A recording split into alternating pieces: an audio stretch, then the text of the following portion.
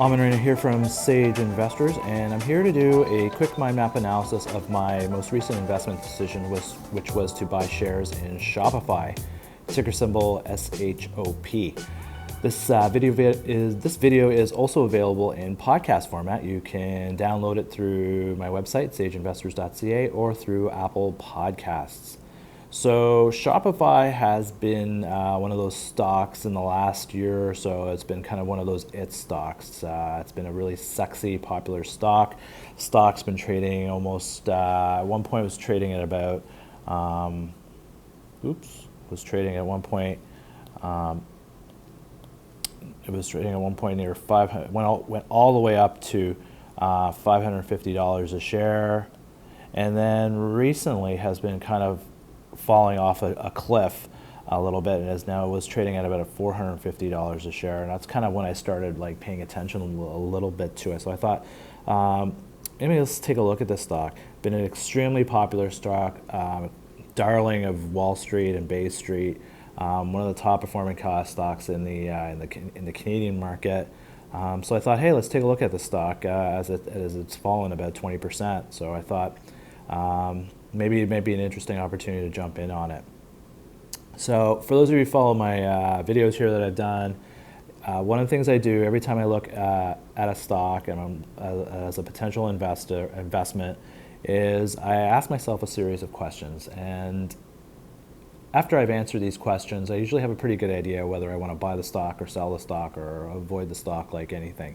So basically I want to walk you through those questions and how I answered them, and ultimately how it led me to make my decision to buy shares in Shopify.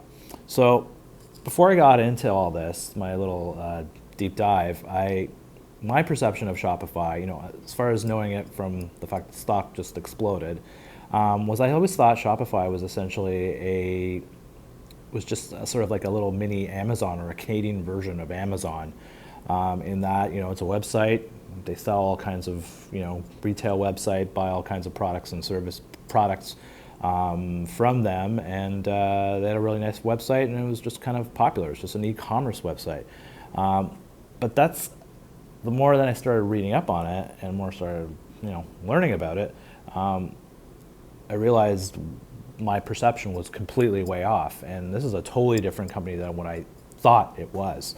So when you look at Shopify, essentially Shopify is not just a website per se. It is really, it really is an e-commerce platform. It's a software company. And what they do is essentially they try to help companies, businesses,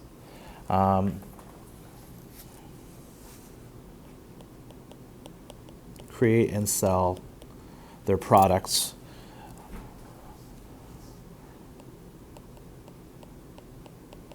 online. They're essentially, what their value proposition is, they are offering businesses a turnkey sales channel.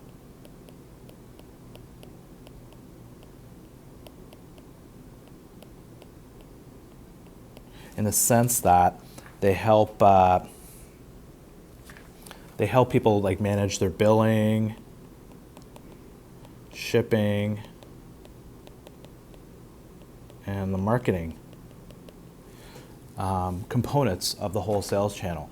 I think the differentiation between what Shopify provides is really helping companies build brands.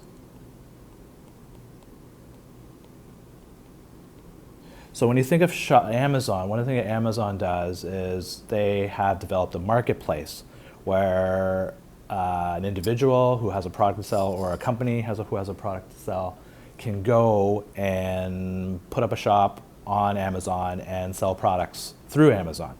And the difference being then is when they do sell products through Amazon is when they ultimately get shipped, they are shipped in a box that contains Amazon. It doesn't contain the name of company XYZ. The difference really with Amazon is that Amazon essentially has a lot of control over that process. And it's really, at the end of the day, you're selling something, but you're really not getting the visibility for it. Amazon's getting the visibility for it. And that kind of relationship has been a very popular one and a very lucrative one because Amazon has over 2 million different customers who do sell on their marketplace. But it also has risks, and I'll get into that whole concept in a second. So when I look at Shopify, Shopify is not an e-commerce company that sells products. They kind of are, but the difference really between Amazon and Shopify is that if you're a company XYZ and you have a product to sell, Shopify will build a platform for you, or you can sign on or subscribe to their platform and use their tools to help you sell the goods, market goods, and then ship goods and fulfill goods. And so the thing is, once ultimately you sell something through Shopify, that box that gets shipped out to your customer is not going to say Shopify on it, it's going to say company XYZ. So really, your company retains its branding and has an opportunity to brand itself and distinguish itself in its marketplace. You do that through Amazon, you really have no brand recognition. And that's a really interesting value proposition because, and I'll get into that into one of the risk factors when we get into talking about risks around this whole platform kind of ecosystem kind of thing, is there is some. And Shopify has kind of positions itself quite nicely as kind of offering an alternative source for many businesses to sell products online. So we'll get into that in a little bit, but that's essentially what they are. They're an e-commerce platform, help companies sell products and goods, get products and goods, help companies develop their brand awareness online. Who do they compete with? Well, obviously the one main competitor they would have is Amazon, because they have their own little ecosystem that they use to sell goods and services. I would think of other competitors being Salesforce, and then your traditional kind of fulfillment logistics type companies like FedEx, UPS,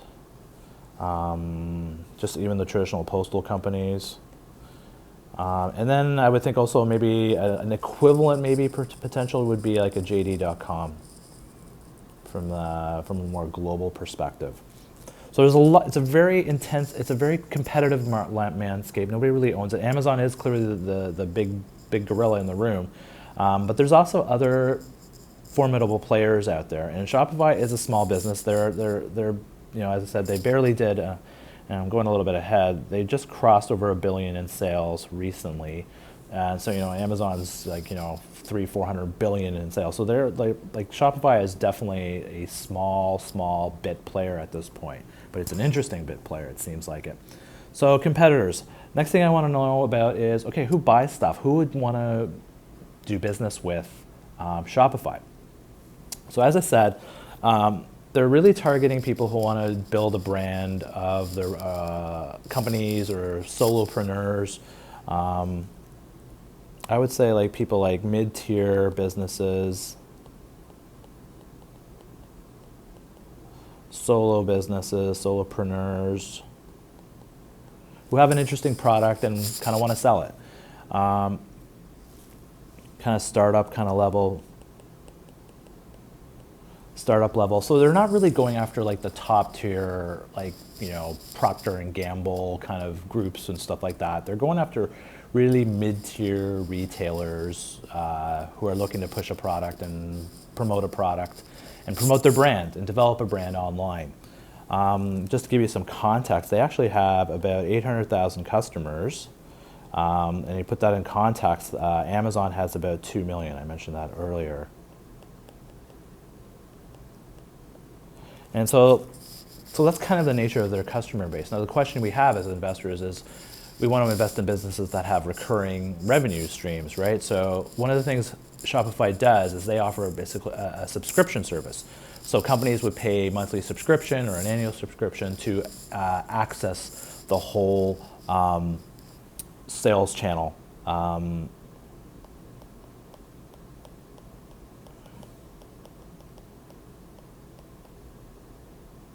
Ecosystem. And so it's by offering a subscription service, it kind of makes their customer base a bit sticky. They're not going to just go in and out and just borrow. They're going to looking for a long-term. They're trying to develop long-term relationships with their client base. So know a little bit about what they're about. They're very much a logistics system, sales ecosystem platform, going after mid-tier businesses, offering companies an opportunity to develop their own brand, their own online presence, and kind of being sort of their support system, that sales channel to allow them to develop their brand and help them develop their brand. Seems like an interesting value proposition. So the question is asked at the end of the day as investors, we want to ask ourselves always is, do they make money? Is this company actually generating tangible profit, tangible wealth? So the quick answer is no, right now. They're doing about $1 billion in sales. They just crossed the $1 billion sales level. They're about 50%, growing at about 50% a year right now. So it's a hyper growth company. Subscriptions of that $1 billion, subscriptions are about half of revenues right now. When you look at the gross margins,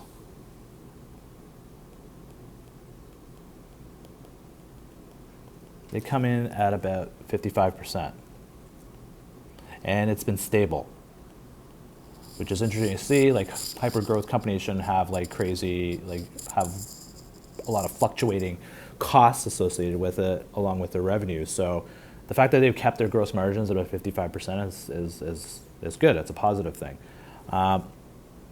So yeah, normally, so this is not a profitable business, but it's generating a fair amount of cash flow. It's growing at a very fast rate. It's a good significant portion of those cash flows are cash that's coming in by customers that are subscribing to them or are making longer term commitments to them. And their gross margins on an operational level seem to be pretty solid and pretty stable. So normally for me, I'm ultimately looking for companies that are obviously profitable. At the end of the day, generate high returns on invested capital versus cost of capital. This is not right now, but there is potential here. There are some metrics here that are showing that there is a lot of potential right now for this company to churn into a profitable business. A lot of it is also because they're making a lot of capital investments into the business right now. I'll talk about that in a sec. So normally from here, I would probably stop my analysis, but as I said, I'm a bit intrigued by the business, and I'm intrigued by the fact that it is just generating cash flow, meaningful cash flow. It's burning through it, but it's generating cash flow. So there appears to be an appetite for this type of business out there. So that's kind of interesting.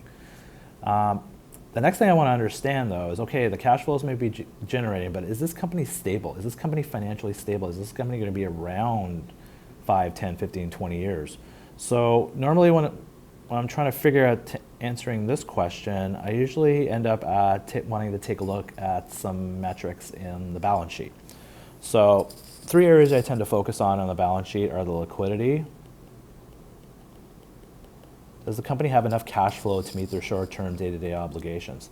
So when I look at the company's current ratio, which is a ratio of current assets to current liabilities, it's literally 10 times. They have 10 times the amount of cash than liabilities. So they have a lot of cash in hand in terms of operating. This is a company, like right now, they're in a situation, they're not going out of business tomorrow. They have, the next thing I want to look at is company's debt level. The company has no debt. So that's a good thing to see. And in terms of tangible assets or intangible,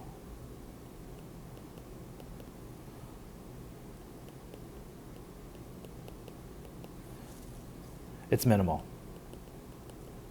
They hardly have any goodwill or intangible type assets. So the quality of the company's asset base is pretty strong. It's pretty cash heavy. They have a lot of cash in the bank.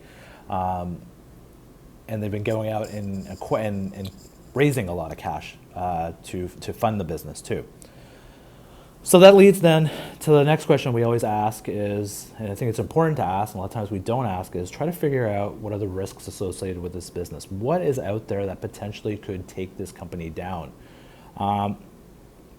There's a few. Like as I said, this is a very new hyper-growth company in a very competitive area. There's a lot of challenges that and headwinds this company could get into. And obviously the first one is the whole Amazon effect. Amazon is just the Goliath of this whole logistics platform, online logistics platform. They essentially own it and have a lot of control over it. One of the things I talked about or said earlier about Amazon is the whole they have the principle. They've created a marketplace. They have about 2 million customers that sell goods on Amazon. The thing about it is when you're a customer when you're trying to sell on their marketplace, you give up a lot of autonomy. They control a lot, and so, for example, one of the things I think people are starting to wake up with Amazon is that they control a lot of the levers of that business, in the sense that they control the data, all the sales information and all the metrics that go around all the sales that these companies do on Amazon. They control it. And what they do is they use it to cannibalize those businesses. So what they've been doing is looking through their mountain of data and identifying, okay, these are the type of businesses that are selling really well. And what they end up doing is going out and creating their own private labels and literally competing against the people that are selling on their marketplace. And it's worked. And as I said, they got 2 million customers doing this. And I think this is what's interesting about Shopify, is that they don't do that. In fact, what Shopify does is they make the data available to the companies that subscribe to them. They put the company's name on all the communication and marketing and boxes that come out of their factories or their plants. Shopify allows companies to control that. Shopify gives their customers much more autonomy in developing their brand and developing their business. So Shopify views itself more as a partner with their customers than Amazon. Amazon views them as potential competition. And so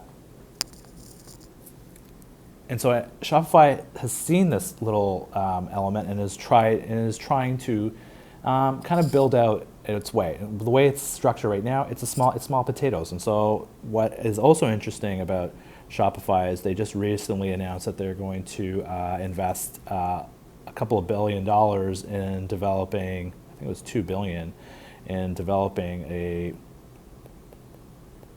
fulfillment network to do 2-day shipping.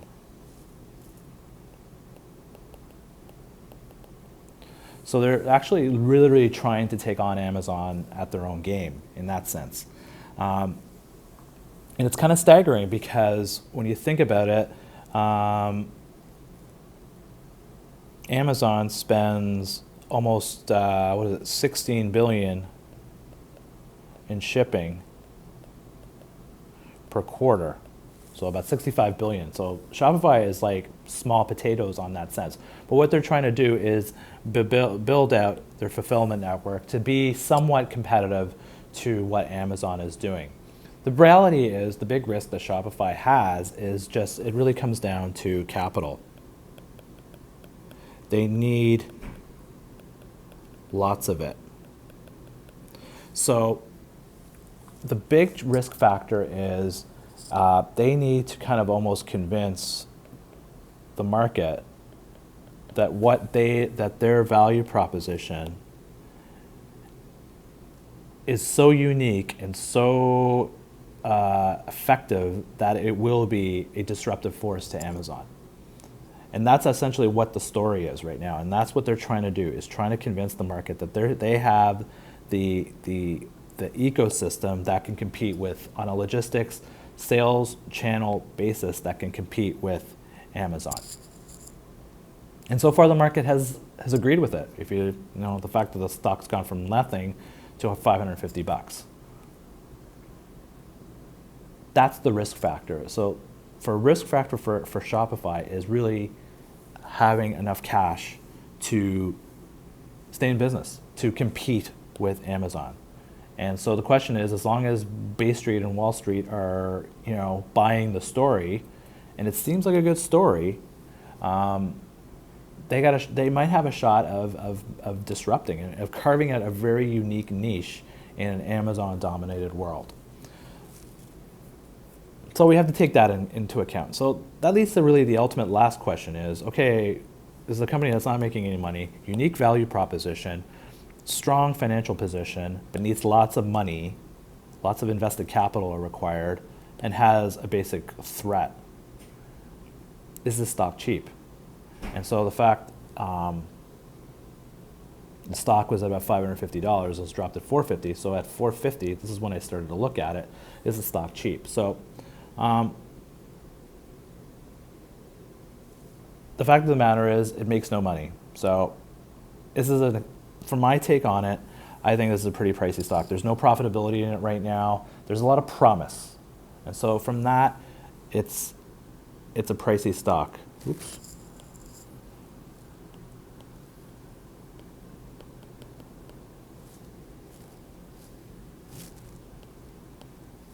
It's a very pricey stock. It's a very risky stock.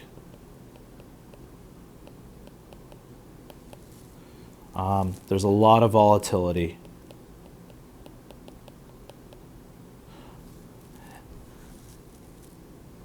It's really about the story.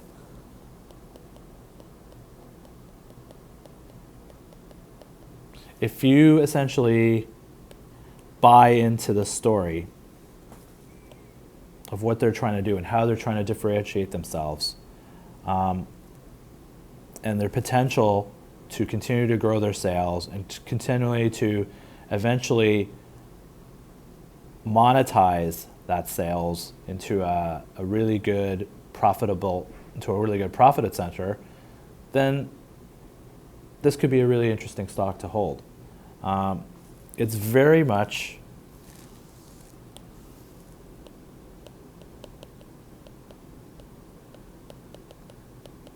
it's a David versus Goliath thing. So if you believe the story enough, valuations and metrics really don't play a factor into it. And that's really ultimately why normally, to me, this would be a very speculative stock. It is a speculative stock. I would not put my life savings into this company. I wouldn't put a significant amount of money into this company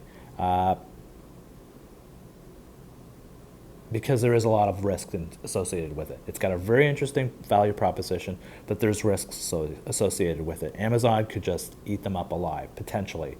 Like if Amazon changed their structure and said, you know what, we're going to allow companies to ship products with their own labels on it, instead of, we're going to open up our database and let companies, tap into our network more to help them brand their products better.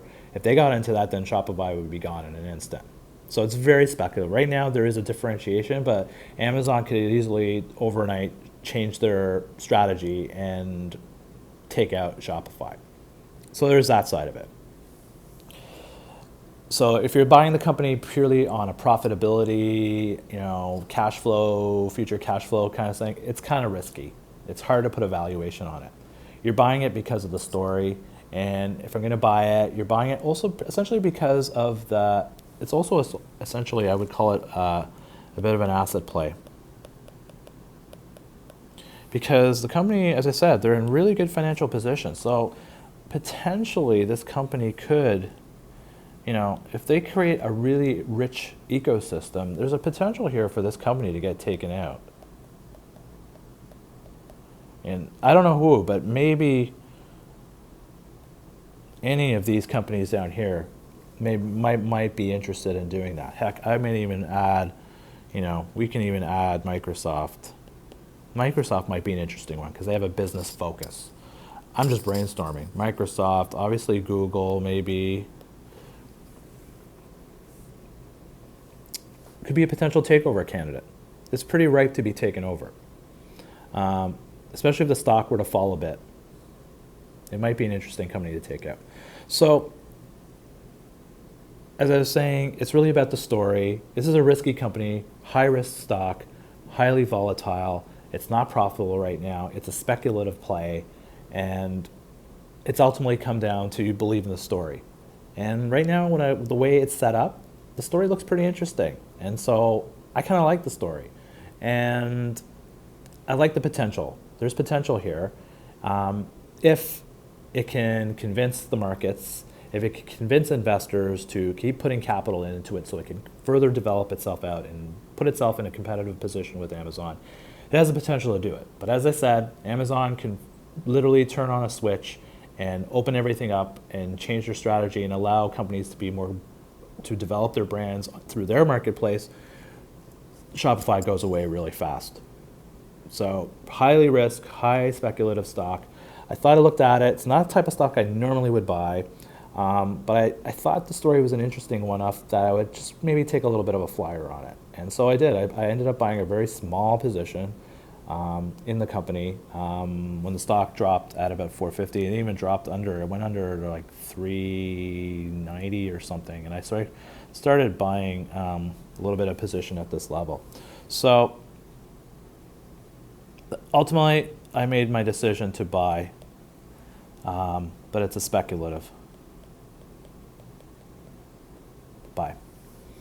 So that's my quick little scratch out of my decision to buy shares in Shopify. If you have any questions about this video, you can drop me a line through my website, sageinvestors.ca. I'm more than happy to answer any questions. You can find my other mind map videos of other investment decisions I've looked at through my website. If you have any questions about the courses I teach, I also teach a series of online investing courses on stocks and ETFs. You can find some more information on my website, sageinvestors.ca. If you're just new looking to get into investing, as I said, I offer a bit of a coaching program where I help people find their investing path and help people build their investing competencies so that they can make better investment decisions. So you can check all that out. All that info is on my website, sageinvestors.ca. Drop me a line. I'd love to hear from you. So there you go. That's my video on my decision to buy shares in Shopify. My name is Amin Reina, Sage Investors. Thanks for listening in. Thanks for watching in. We'll catch you again another time. Bye-bye.